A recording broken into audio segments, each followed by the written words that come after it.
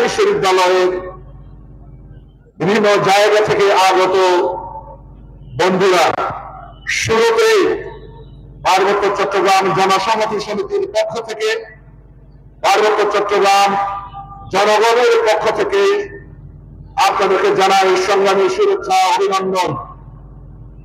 আমি এখানে আসার পূর্বে পার্বত্য চট্টগ্রাম জনসংহতি সমিতি, যে জনসংহতি সমিতি দীর্ঘ 24টা বছর সশস্ত্র লড়াইয়ের মধ্য দিয়ে বাংলাদেশ সরকারের সাথে চুক্তি করেছে, সেই জনসংহতি সমিতির বর্তমানে সভাপতি, আপনাদের নেতা আদিবাসী ফোরামের সভাপতি শ্রী জ্যোতিরেন্দ্র ভূপপ্রিয় লার্মা এবং তার বড় বোন মিনু লার্মা এবং আরেকজন আমাদের পার্বত্য এলাকার নারীকুলের গৌরব মাধবীলতা মাসি আমাকে দেখে জিজ্ঞেস করেছে যে তুমি যাও ঢাকায়, রূপায়া চেষ্টা সহ যারা আহত হয়েছে তাদের অনুভূতি কি তুমি জেনে আসো। প্রিয় বন্ধু আমার, রূপায়া চেষ্টা কঞ্চনা এবং বন যাত্রা অনন্ত ধামায় তাদের বক্তব্যের মধ্য দিয়ে গোটা বাংলাদেশে তাদের অনুভূতি প্রকাশ করার চেষ্টা করেছে। শামসুর রহমান একটা কবিতা লিখতেন, আমরা যখন 90-এর ছাত্র আন্দোলন করেছি, স্বৈরাচার এরশাদকে পতন ঘটিয়েছে এই ঢাকা বিশ্ববিদ্যালয় থেকে, তখন একটি কথা বারবার বলতাম, অশুভ শক্তির বিরুদ্ধে আপোষ লড়া যায়। আজকের বাংলাদেশের বর্তমানে প্রেক্ষাপটে অশুভ শক্তিরা বিভিন্ন জায়গায় দানা দানা মেলে বাংলার যতটুকু অর্জন, সেই অর্জনকে নষ্ট করার জন্য চেষ্টা করছে। তাই আমাদেরকে ঐক্যবদ্ধ হতে হবে।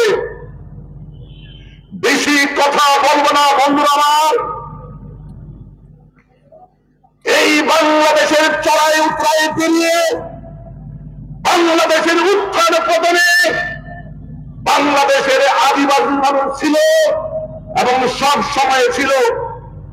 1971 সালে বীর মুক্তিযোদ্ধা উঁচু সিং তিনি যুদ্ধ করেছিলেন, এনার লার্মা যুদ্ধ করেছিলেন।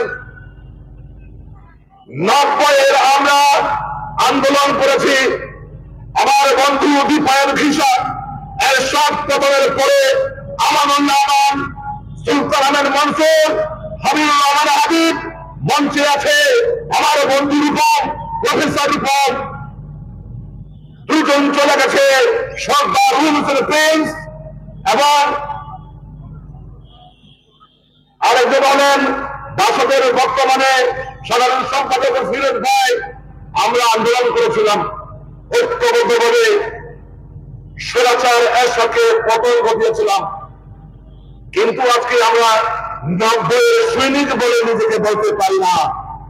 বাংলাদেশের জনগণ 90-এর আন্দোলনকে ভুলে গেছে। একইভাবে বলতে চাই, জুলাই এবং আগস্টের যে অভ্যুত্থানের যারা সমন্বয়ক আপনারা যারা আছেন, আপনারা যদি নীতি এবং আদর্শের ভিত্তিতে বাংলাদেশকে ধারণ করতে না পারেন, আপনারা গণতন্ত্রের পশ্চাৎপদ সমাজ ব্যবস্থার পচা গলানবদ্ধ সেই আদর্শকে লালন করে যদি বাংলাদেশকে না চিনতে পারেন, তাহলে আমরা যেমন 90-এর একজন সৈনিক ছিলাম, সেই 90 আজকে একই অবস্থা আপনাদেরও হতে পারে।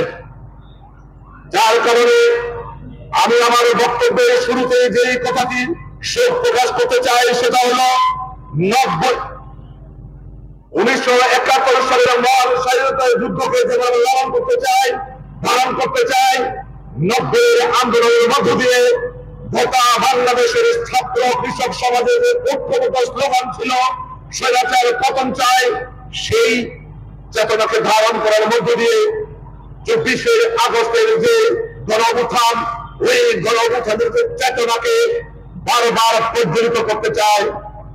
24-এর চেতনার যে মশাল, সেই মশালকে বারবার প্রজ্বলিত করতে চায়।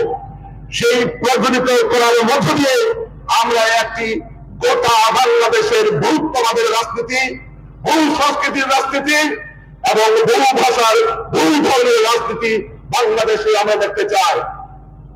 এই সরকারকে আমরা দান্দিকভাবে বিশ্লেষণ করতে চাই। এই সরকার যেমনটি পার্বত্য চট্টগ্রাম চুক্তি আনুষ্ঠানিকভাবে বর্ষপূর্তি পালন করার জন্য সিদ্ধান্ত নিয়েছে, সেটাকে পার্বত্য চট্টগ্রামের জনসংহতি সমিতি আমরা সাধুবাদ জানিয়েছি। অন্যদিকে 18, 19 এবং 20 তারিখে খাগড়াছড়ি এবং রাঙ্গামাটিতে যে নেটকামজনক ঘটনা ঘটে গেল, খাগড়াছড়িতে 4 জনকে মেরে ফেললো, রাঙ্গামাটিতে অপমারা গেলেন নির্মম ভাবে। সেই ঘটনার যারা দোষী তাদেরকে গ্রেপ্তার করলো না, সেটি আমরা প্রতিবাদ করতে চাই। বাংলাদেশের বুকে 24-এর অভ্যুত্থানের পরে ডক্টর ইউনূস সেই আমেরিকার এবং জাতিসংঘের গোটা বাংলাদেশের গ্রাফিতি চিত্র নিয়ে একটি বই ছাপিয়ে, ওই পাঠ্যপুস্তকে কমিটি করে বই ছাপিয়ে, গ্রাফিতি বই ছাপিয়ে বিশ্বের দরবারে সেই জাতিসংঘে দেখা দিয়েছিলেন এরা সমন্বয়ক, এরা এই রাজনীতি করেছে, সেটাকে আমরা ইতিবাচক ভাবে দেখতে চাই। আবার সেই গ্রাফিতির মধ্যখান থেকে আদিবাসী শব্দটি মুছে দিয়ে ডক্টর ইউনূসের সরকার আমাদের আদিবাসীকে ক্ষুদ্র জাতিসত্তা হিসেবে, এথনিক মাইনরিটি হিসেবে যে ঘোষণা করছে, সেটার সমর্থন করতে চাই, নিন্দা জানাই।